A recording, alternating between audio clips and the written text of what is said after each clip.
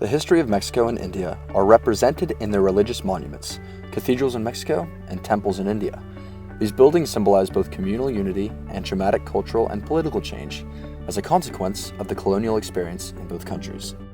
Outwardly, at least, there are more similarities in the colonial experiment in India and Mexico than there are differences. Both England and Spain respectively sought to create wealth for the motherland from their colonies. Gold and silver for the King of Spain so he could pay for his armies and spices, cotton and more profitable trade routes for the English monarchy, so they could enrich themselves and their futile system of government. To this end, both colonizers plundered the land, killed the indigenous peoples, and imposed foreign rule, without the slightest compromise or nod to those who they colonized. The Spanish, however, also imposed their Catholicism on the vanquished. Unfortunately for the colonized, the Spanish sought more than wealth from their dominions. They sought to civilize these conquered savages. Bernal Diaz del Castillo was a foot soldier in the army of Cortez, which conquered the Aztec Empire in the period 1519 to 1522. He said, "We came to this land to serve God and to become rich." The colonizers placed the imposition of religion on the people before the acquisition of silver as the conquistadors' objective. The British had no such time pressure and were less motivated by notions of civilizing the populace or spreading the word of God. The British colonizers were arrogant, to be sure, contemptuous of the Indian people, and brutal, but they needed the cities of Bombay, Madras, and Calcutta to remain intact and functioning to carry out all-important trade, and they were essentially unconcerned with spreading European culture.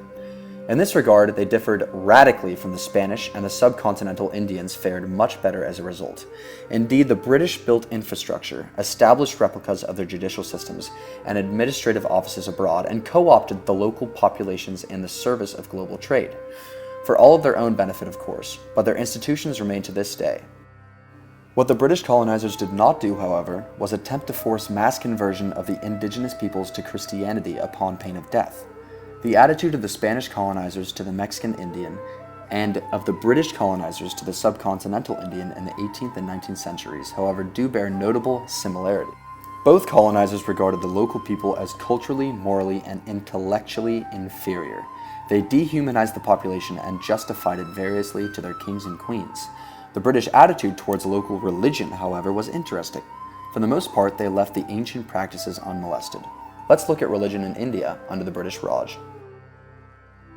The photograph pictured here was taken by William Johnson in Y, Maharashtra, India in 1860.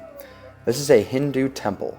The Hindu temple was once and is still a unifying and pacifying symbol for over 80% of the Indian population, bringing together Jains, Sikhs, Hindus, and forming the centerpiece of social and political life as well as a place of worship.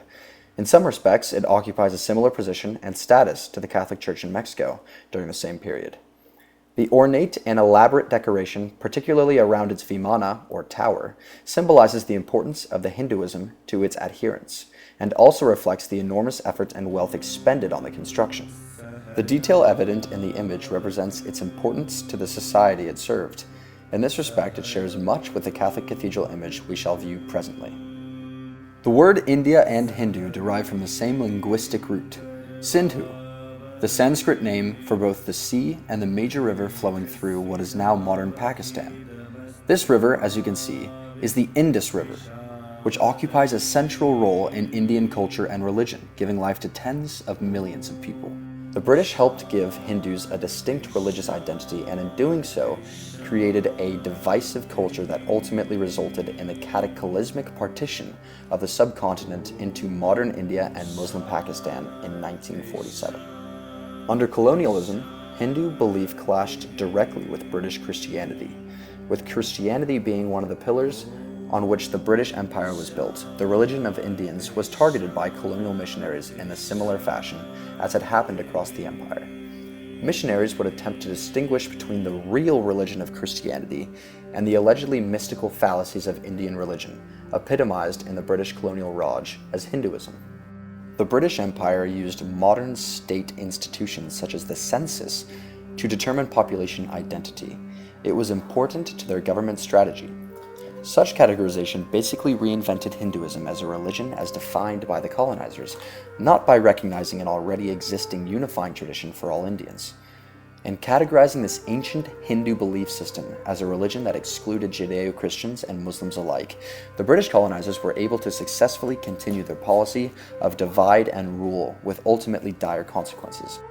Thus, the Hindu temple in my image is today also a divisive symbol. It was and remains loathed by the subcontinent's huge Muslim population, who with a helping hand fled persecution at the hands of Hindus in the middle of the 20th century and formed its own Muslim-denominated nation, Pakistan, in 1947.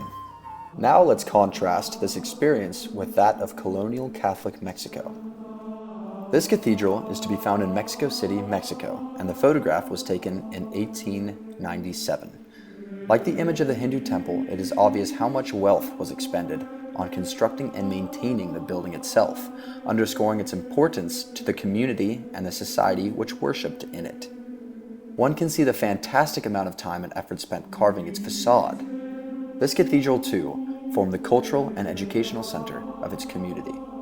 However, unlike the Hindu temple, there is nothing overtly divisive about the building. The cathedral may have at one time symbolized oppression by the Spanish colonists, who introduced Catholicism to the Americas in the 17th century. But those times were long past by the time this picture was taken. There was no rival religion or opposition to Catholicism by 1897. In fact, this church represents a common sanctuary for all Mexicans. However, use of religion to subjugate Mexicans, particularly poor and disenfranchised Mexicans, and oblige their cooperation has been a Spanish colonial and post-colonial theme. Even after Mexican independence was achieved in 1821, the ruling classes, especially those under the administration of Porfirio Diaz, who served as president of Mexico from 1876 to 1911, used the clergy and the institutions of the Catholic Church to help ensure a servile population. The film profiled in my midterm essay, Like Water for Chocolate by Laura Esquivel, used the De la Garza Ranch as an artistic metaphor for how the ruling elite in Mexico, even after Spain had been defeated and sent home, co-opted the church to help ensure the servility of the populace and to teach ordinary Mexicans not to question the social political order. This was a type of authoritarianism learned from the colonists. In conclusion, Catholicism, a Spanish export to the New World, continues to play a dominant role in Mexican society and unifies its people. In contrast, Hinduism is both native to the Indian subcontinent and divisive. The British were uninterested in exporting their religion and instead found it expedient to use the differences between the Hindu majority and Muslims and Sikh minorities in India to divide and rule. The policy had ultimately disastrous consequences, resulting in the partition of 1947 of the subcontinent into two nations, India and Pakistan, and the genocide of 500,000 people and displacement of 14 million people.